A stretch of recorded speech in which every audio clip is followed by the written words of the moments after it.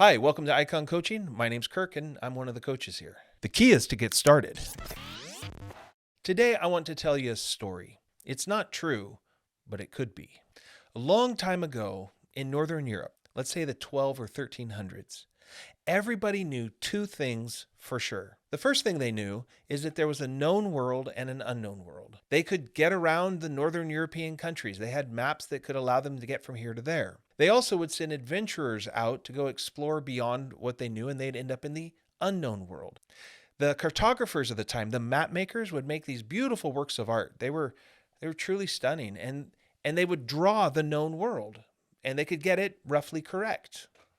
And then they would try to they would start to guess at this boundaries of their known world. And we could call that the sort of known world. And it was kind of funny and maybe even wrong in places. But then eventually they would just have nothing. It was unknown. The second thing that everybody knew for sure is that dragons were real. They talked of dragons. They told stories of dragons. They were pretty sure that the dragons were out there somewhere. But what's interesting is nobody had ever seen one. And so they came to the reasonable conclusion that the dragons lived in the unknown world. And what's interesting is the map makers of this era would actually draw dragons out in the unknown world. In the oceans, they'd put sea monsters. And so that leads us to a third thing that they kind of knew. First of all, there was a known and unknown world. They knew dragons were real, and they knew dragons lived in the unknown world. But over time, the people from the Northern European countries would consistently send their sailors and adventurers all over the place. They kept going further and further into the unknown world, and they'd come back and they would tell the map makers what they found. And so the map makers could upgrade their maps. They could draw in all that sort of known stuff, all their guesses, they'd get it right. And then they would attach new sort of known spaces. And over time, they just kept exploring more and more. And the maps got bigger and bigger and bigger. The world they knew got bigger and bigger, but they never ran into dragons. And so that leads us to another conclusion. Dragons must always live in the unknown world. You see, the dragons that they would draw on the maps just kept moving further and further out.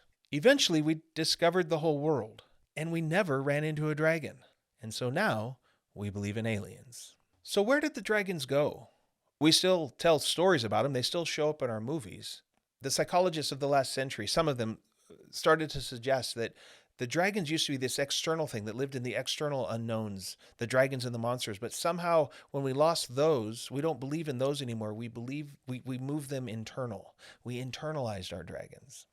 You see, because we no longer believe about dragons in fact, we believe about them in myth. And myths are places we store our deepest truths. So what is the deepest truths that the dragon mythology stores? It stores this: dragons represent fear. A dragon is the amalgamation of 5 things that humans are terrified of. Dragons have big claws and they have 4 legs that run like this. Those are the big cats, the tigers and the lions. Dragons have a big long neck and a big long tail. Those are the snakes. Dragons have a big toothy jaw and scales all over them, the crocodiles and the alligators. And they fly, the birds of prey. 4 apex predators. But they do one more thing as well. They breathe fire. And while we try to control fire, when it gets out of control, it's terrifying. Dragons are a way of us to tell stories about things that are scary that we need to pay attention to. It's just fear. But in this idea, you can see that dragons stay in the unknown because it's the unknown that we're scared of. How does this apply to our lives today? What does it mean that we internalize dragons?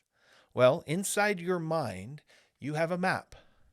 It's a map of your known world. There is a world that you understand, a world of the relationships, the cultures, the social interactions, the way we do things around here. You have a known world, but you also have an unknown world. When you navigate off your known world and you hit the boundary between the known and the unknown, between what is ordered and what is chaos, you will experience fear, and a dragon will roar at you. You see, in the known world, you kind of know how things are going to go. You know how to get from here to there. You know how to interact with the things and elements and relationships that exist in your known world. And in that world, you can have confidence. You've done it before. You kind of know how it goes. But when you get to the boundary between the known and the unknown, there's this something happens. We experience fear. Our dragon roars. And why does the dragon roar? It roars to remind us that we can no longer have confidence. You can't have confidence out in the unknown. You haven't done it before.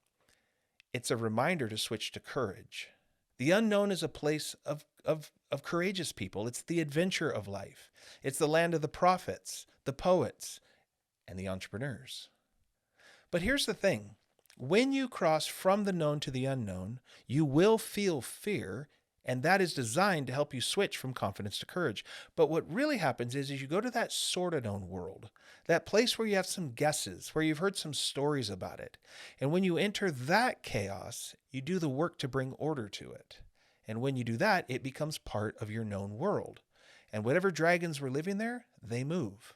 Because remember, dragons live in the unknown. And of course, over time, you'll fill that world out, and then you'll have a bigger known world, which is great. But there's still a boundary. You get to that boundary, you'll feel fear again. The fear is for something. Fear is not fatal. It's actually a feature of being human to remind you it's time to engage in courage. And you enter the sort of known again and do the work to make it known. And again, the dragons move.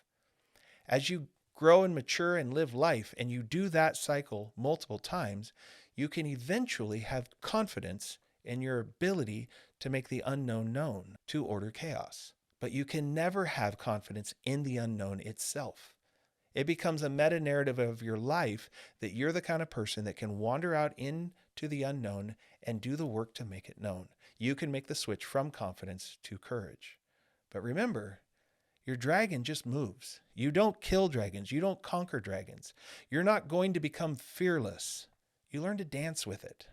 And once you've learned that dance, you can eventually lead the dance. There's one more piece of the dragon myth we need to talk about. A few years ago, many of us went and saw the movie The Hobbit. And in The Hobbit, there's a dragon, Smaug. And the dragon is sitting on top of a huge pile of gold. And of course he is. That's what dragons do. In the myth, dragons hoard gold. But what's interesting is nobody stops to think about why. What is the gold for? What does a dragon need gold for? Why do dragons hoard gold? We don't ask why because subconsciously it makes perfect sense to us. The thing in life that we're the most afraid of is guarding the things we want the most. Those two things are always linked. And so when we see the movie, it just makes sense to us. Because when we go out into our unknown world and we hear that dragon roar, the reason we're going out there is to get what we want. We're moving towards our desires, and our desires are guarded by dragons. What's interesting is we have dragons in common, fear of failure, things like that. But if you stop and you ponder your dragon, you'll discover it has a name. It's specific. There's things you're afraid of, and they're unique to you because they're connected to things you want. Learning how to name your dragon is part of making friends with it. You see, the things that name us have power over us, but that which we name, we have power over. And when you can make the switch from confidence to courage, enter the unknown, do the work of making it known, this dragon, who you've named, will move. Now you got to remember, you're not going to kill the dragon. Everybody wants to be a dragon slayer, or we want to conquer our fear. We want to become fearless, but that's actually fatal. You want to pay attention to your fear because you can actually navigate by it. And you're navigating towards what you want. The goal is to work out your relationship with the fear and be the kind of person that can move towards it when it's appropriate. Great leaders have the courage to help us move into the unknown and make it known. It's why we follow them. It's what they're good at.